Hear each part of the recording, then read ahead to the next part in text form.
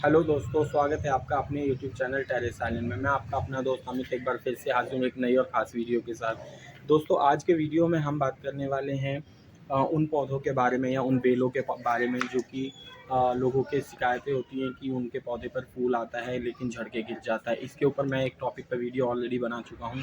दोस्तों, आज के वीडियो में मैं आपको बताने वाला हूँ कि अगर आपके पौधे पर, जैसे कि आपका अमरूद का, आम का या नींबू का, नारंगी का कोई भी पौधा है और उसके ऊपर फूल आने के बाद फल बन जाता है, किंतु फल छोटे बड़ा होने से पहले ही टूट कर के गिर जाता है, तो क्या कारण है? तो दोस्तों, मैं आपको दिखाता हूँ।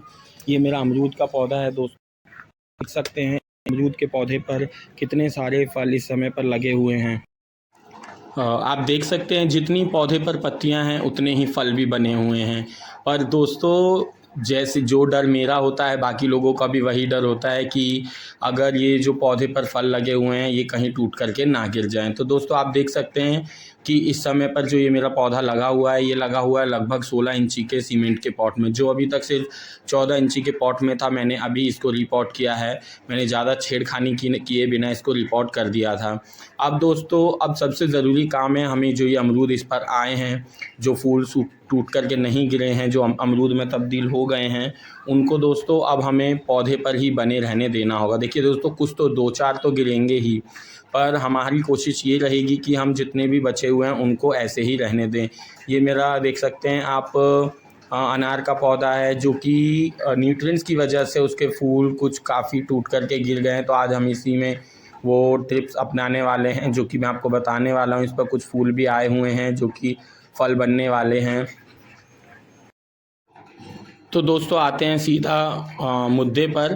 तो हमारा कंसर्न ये था कि अगर पौधे पर सबसे पहले तो फूल नहीं बन रहे हैं, अगर फूल बन गए हैं और फूल बनने के बाद वो जो फल में तब्दील हुए हैं वो छोटे छोटे ही फल टूट करके गिर जाते हैं। तो दोस्तों, चलिए आज उसी के बारे में बात करते हैं। सबसे पहले दोस्तों, उसके लिए जानते हैं कि ऐसा क्यों होता है। ऐसा इसलिए होता है दोस्तों क्योंकि पौधे के अंदर भरपूर मात्रा में न्यूट्रिएंट्स नहीं मिल पाता है, जिस कारण से ऐसा होता है। और इनके कारण क्या है? न्यूट्रिएंट्स ना मिलने का कारण होता है दोस्तों, हम सही मात्रा में खाद नहीं डालते हैं, हम पॉट का साइज़ ठीक नहीं रखते हैं और पानी सही समय पर नहीं देते हैं। तो और हम उसमें पूरी या तो प्रॉपर धूप देंगे या छाँव में उसे रख देते हैं। तो आपने देखा होगा, आप माली के पास जाते हैं, नर्सरी में जाते हैं, तो आपको छोटे से पौधे पर खूब सारे फल लगे दिखते हैं। तो दोस्तों, आज मैं वही आपको दवाई बताने वाला हूँ कि उनके फल जो हैं पौधे पर कैसे रुकते हैं। तो सबसे पहला दोस्तों काम करना है हमें, पौधे का जो गमले का जो साइज़ है वो ठीक रखना है। अगर आप कोई भी ग्राफ्टेड पौधा लगा रहे हैं तो लगभग 14 इंची से बड़ा गमला होना चाहिए, 16 इंची। अगर आप 18 लगाते हैं तो उससे बेस्ट कुछ हो ही नहीं सकता। तो आपको लगभग 14 से 16 इंची का गमला लेना ही लेना है। अब बात करते हैं मिट्टी में दोस्तों, आपको थोड़ा सा गर्मी चल रही है, कोकोपीट मिलाना बहुत ज़रूरी है ताकि नमी बनी रहे। साथ के साथ वर्मी कंपोस्ट, थोड़ा सा रेत, गोबर का खाद और गार्डन सॉइल और नीम खली मिलाना मत भूलें, क्योंकि ज़्यादा पानी के कारण कभी कभी जड़ों में कीड़े लग जाते हैं, तो वो उससे सुरक्षा करेगा। अब ये तो बात हो गई दोस्तों पॉट के साइज़ की, मिट्टी की। अब बात करते हैं दोस्तों, हमें कब कब इसमें खाद देना। लगभग आपको हर महीने में एक बार आपको वर्मी कंपोस्ट आपको डालना ही डालना है। आप किचन वेस्ट से बनाया हुआ वर्मी कंपोस्ट डालेंगे तो अच्छा है। लगभग 2-3 महीने में एक बार गोबर का खाद डाल सकते हैं। और सबसे ज़रूरी, आपको हर 15 दिन में एक बार कोई ना कोई लिक्विड फर्टिलाइज़र आपको देते ही रहना होगा अपने पौधे के अंदर। तो आज का जो हम लिक्विड फर्टिलाइज़र दोस्तों आज हम डालने वाले हैं, आज भी हम एक लिक्विड फर्टिलाइज़र इसमें डालेंगे जो कि हमने ऑलरेडी बनाया हुआ है तरबूज के छिलकों से। क्योंकि तरबूज के छिलकों का जो लिक्विड फर्टिलाइज़र होता है वो थोड़ा ठंडा होता है, गर्मी के मौसम में आपके पौधे को ठंडक प्रदान करेगा, नहीं तो आप पौधे झुलसने लग जाते हैं। तो दोस्तों, ये मैंने तरबूज के छिलके जो काट के रखे हुए थे, लगभग इन्हें 3-4 दिन हो गए हैं, मैंने इसी में भीगे रहने दिया है। तरबूज के छिलके कम थे, पानी ज़्यादा था, तो मुझे अब एक्स्ट्रा पानी मिलाने की ज़रूरत नहीं है, मैं इसी में से ही। आप ज़्यादा नहीं दोस्तों, आप हर 15 दिन में, हफ्ते में एक बार कोई भी लिक्विड फर्टिलाइज़र, तरबूज के छिलके का हो, केले का हो, चाय पत्ती का हो, या फिर आलू का हो, या फिर अपना जितना भी वेजिटेबल्स के छिलके हैं, फ्रूट्स के छिलकों को मिक्स करके भी आप उनका लिक्विड फर्टिलाइज़र डाल सकते हैं। तो आज हम डालेंगे ये तरबूज के छिलके का लिक्विड फर्टिलाइज़र अपने पौधे के अंदर। अब दोस्तों, लिक्विड फर्टिलाइज़र तो हमने डाल दिया है। दोस्तों, कुछ लोगों का ये सवाल होता है कि हम कितना भी कुछ भी कर लें, पर जो जब हम वहाँ से पौधा लाते हैं नर्सरी से तो उस पर फल आते हैं, किंतु जब कुछ अगले साल उस पर फल नहीं बनते। तो दोस्तों सबसे ज़रूरी, माली लोग हमेशा अपने पौधे के ऊपर स्प्रे करके रखते हैं, और वो स्प्रे है दोस्तों ये है रिच ग्रो का स्प्रे, जो कि हमारे जितने भी वेजिटेबल और फ्रूट प्लांट के ऊपर छिड़काव करने के लिए होता है। दोस्तों ये सबसे पहले तो ये पौधों में न्यूट्रिएंट्स प्रदान करता है अपनी जड़ों में, और दूसरा ये ऑर्गेनिक है दोस्तों फर्टिलाइज़र। ये ऑर्गेनिक स्प्रे है, आप इसे इसका इस्तेमाल किसी भी तरह के पौधों पर कर सकते हैं, ये केमिकलाइज नहीं है दोस्तों। अब हमें करना क्या होगा, मैं स्प्रे बोतल की सहायता से तो नहीं दूंगा, वैसे स्प्रे से ही आप अगर करेंगे तो ज़्यादा अच्छा होगा। मेरा स्प्रे बोतल अभी मिल नहीं रहा है, तो ये मेरा 5 लीटर का कैन है जो कि जिसमें 2.5 लीटर पानी है। मैं इसमें सिर्फ लगभग 2-3 बूंद इसका डालूँगा, और सिर्फ 2 से 3 बूंद ही आपको डालना है, थोड़ा सा बिल्कुल आधा चम्मच। डालने के बाद आपको कुछ नहीं करना है दोस्तों, सिर्फ आपको अपने पौधे को इससे नहला देना है। आप ज़्यादा इस्तेमाल ना कीजिएगा दोस्तों, मैं यही सलाह दूंगा।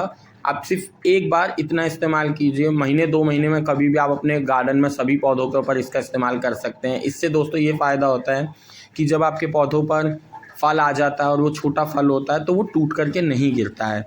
जब फूल है तो फूल फल में तब्दील तो आपका मधुमक्खी या फिर तितलियां करती हैं, पर जब फल बन जाता है तो वो न्यूट्रिएंट्स की कमी की वजह से टूट करके गिर जाता है। तो आपको इस तरह से दोस्तों पूरे पौधे को अच्छे से नहला देना है। तो इससे क्या होगा कि जो पानी है वो जड़ों में भी चला जाएगा और आपकी पत्तियों पर भी रहेगा। तो इसी तरह से हम अपने अनार के पौधे पर भी इसका स्प्रे कर देंगे। तो ये पूरा स्प्रे करने के बाद दोस्तों सबसे अच्छी तकनीक है, जो मैंने आपको ये तकनीकें बताई हैं सारी की सारी, ये स्प्रे करने के बाद आप ऐसे ही इसे छोड़ दीजिए। अब फिर लगभग आप 1 महीने बाद इसका हल्का सा स्प्रे कर सकते हैं। आप देख सकते हैं दोस्तों अमरूद के साइज़ अच्छे खासे बढ़ रहे हैं, और अभी लगभग 2 महीने पहले ही इससे हमने अमरूद हार्वेस्ट किए थे। और ये वो वाला अमरूद है जिस पर पूरे साल अमरूद आते हैं, लगभग साल में 2 बार अमरूद आते हैं। अमरूद थोड़ा लेट बढ़ता है। आप इसका स्प्रे दोस्तों अपने मिर्ची के पौधों पर, शिमला मिर्च, टमाटर, किसी भी तरह के पौधे पर आप इसका स्प्रे आसानी से कर सकते हैं। बहुत ही बेस्ट है। अगर आपको यह ख़रीदना है तो मैं आपको लिंक कमेंट बॉक्स में डाल दूंगा दोस्तों। तो दोस्तों जैसे कि मैंने आपको बताया कि अगर आपके पौधों पर फूल बन कर के झड़ गए हैं, अगर उसका मैंने वीडियो आपको बताया था, और अगर अब ऐसी कोई समस्या आती है जिसमें कि आपके पौधों पर फल बन गए हैं किंतु वो बड़े नहीं हो रहे हैं और पहले ही छोटे होकर के गिर जाते, तो जैसे कि मैंने आपको उसकी सारी चीज़ें बताई, न्यूट्रिएंट्स की कमी होगी या किस वजह से वो नहीं होता है, और मैंने उसके आपको उपाय भी बताए कि आप ऐसा क्या कर सकते हैं कि आपके जो पौधों पर हैं फल हैं वो बड़े हों और वो पकें और आपको खाने को मिलें। तो दोस्तों ये जितनी भी जानकारी थी, आप एक बार अगर आपके साथ भी ये समस्या, आप इस उपाय को कर सकते हैं जो मैंने आपको करके दिखाया है।